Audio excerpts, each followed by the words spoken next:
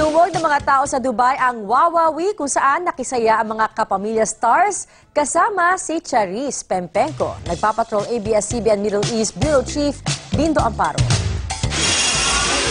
Ganito kasaya ang pagbubukas ng Wawawi sa Dubai na dinaluhan ng mahigit 20,000 mga OFW. Matanda man o bata, todo bigay na nakisaya at nakipagyugyugan ng lahat. Kasama rin ang ibang lahi na naging kapamilya na ng ilang manggagawang Pinoy. May mga dumayo pa mula sa ibang bansa tulad sa Saudi Arabia. Ang dalawang nurse na ito galing pa sa Amerika. Kahit matatandang di na kaya maglakad, dumating rin makita lang ang paborito nilang si Willie, mga co-host niyang sina Valerie, Mariel at Pokwang, at mga kinagigiliwang mga ASF dancers. Surprise guest naman ang Pinoy Dream Academy finalist ng Dubai na si Lizelle Garcia at Charis Pempenko.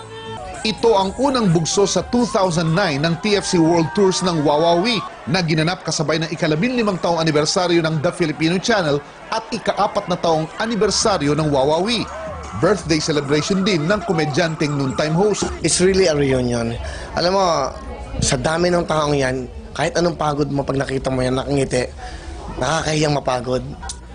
Ayon sa management ng ABS-CBN, umpisa pa lang ito ng pag-ikot ng Wawawi sa mga Pilipino saan man sa mundo.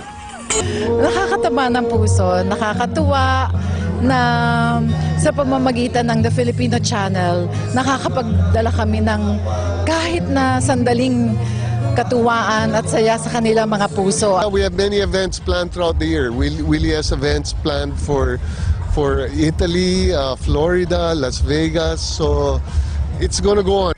Dindo Amparo, Patrol ng Pilipino, Dubai.